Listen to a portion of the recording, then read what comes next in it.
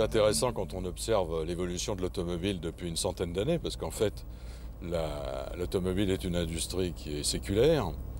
Les premiers véhicules étaient effectivement plus ou moins des caricatures des diligences, avec les caractéristiques des voitures à chevaux.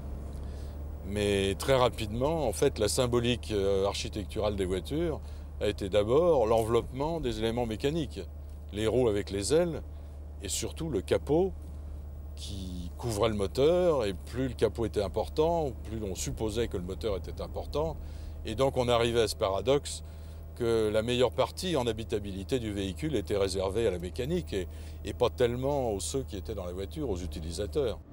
Alors on pourrait rajouter une observation alors qui est d'ordre psychologique, sinon psychanalytique, c'est qu'au départ, la voiture est d'abord porteuse de symboles. Et le symbole, c'est la puissance, c'est la vitesse, c'est l'argent aussi, il faut bien le dire. Alors qu'aujourd'hui, on est revenu à des conceptions quand même plus apaisées. La voiture, c'est d'abord un lieu de vie, et donc en fait, un certain nombre de critères qui étaient les motivations d'achat du passé s'atténuent au profit d'une certaine vérité de l'usage.